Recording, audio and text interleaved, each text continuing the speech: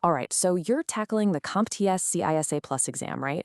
Well, you've probably figured out that threat intelligence isn't just some buzzword they throw around. It's a massive part of the job. So, in this briefing, we're going to break down exactly what you need to master. We're talking about turning all that raw threat data into, honestly, your best weapon in cybersecurity. Let's dive in. So, think about it for a second. How do you stop an enemy you don't even understand? You just can't. In cybersecurity today, building bigger, stronger firewalls just isn't going to cut it anymore. The real game is knowing who's trying to get in, why they're trying, and most importantly, how they're going to do it. And that right there is the heart of threat intelligence. Okay, so here's our game plan. First, we'll nail down what threat intel really is. Then we'll look at where you get it, walk through the official intelligence lifecycle, meet the bad guys you'll be up against, and finally, wrap it all up with proactive threat hunting. All right, first things first, what exactly is threat intelligence? Let's define our mission here. Okay, the most important word on this slide, the one you absolutely have to remember, is actionable. See, threat intelligence is not just a giant spreadsheet of bad IP addresses. That's just data. Intelligence is when that data has been processed, analyzed, and given context so you can actually do something with it. It answers the big so what question, like, okay, there's a new piece of malware out there, so what does that mean for us? What do we do right now? That jump from raw data to a smart decision, that's intelligence. Now, here's something you'll definitely see on the exam. Intelligence is not one size fits all.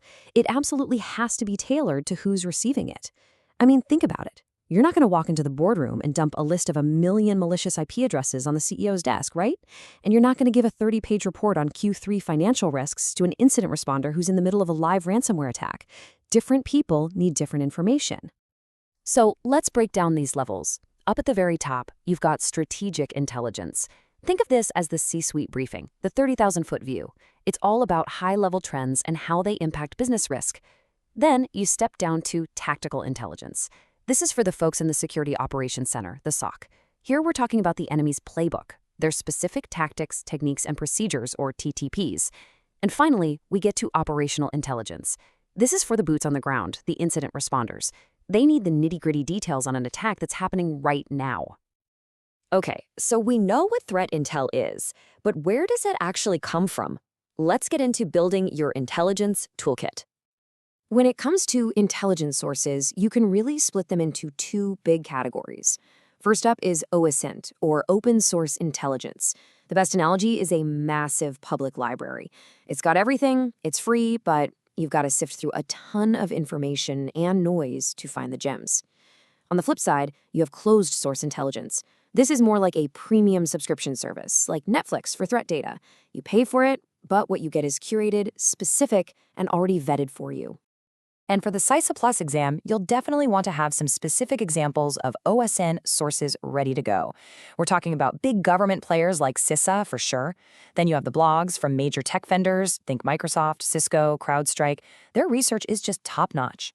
There are also community-driven platforms like Alien Vault OTX, where people share threat data. And don't forget the, let's say, less formal places like specific forums, social media, and yeah, even the dark web. There's valuable stuff there if you know where to look. And here is a perfect real-world example. This right here is the alerts page from CySA.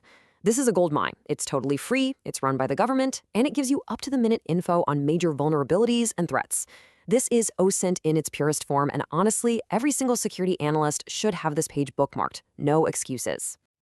Okay, so collecting all this data is great, but it's really just step one.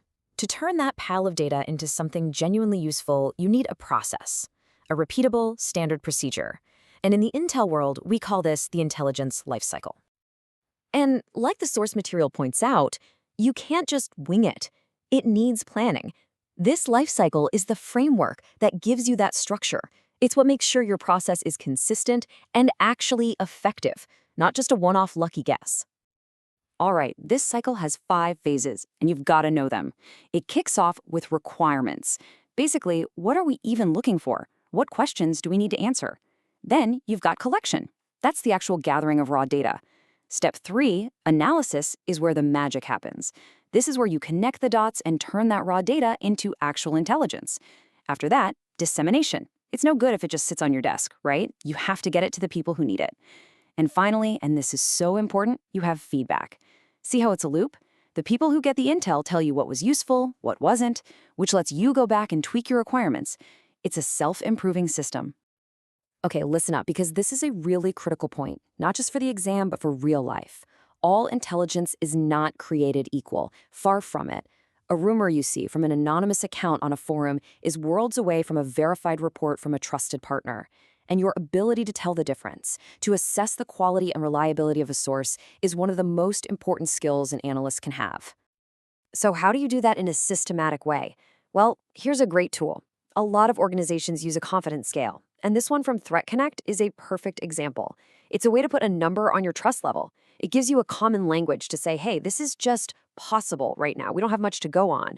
Versus, no, this is confirmed. We have it from 3 different solid sources. Using a framework like this is how you decide how much weight to give a piece of intel.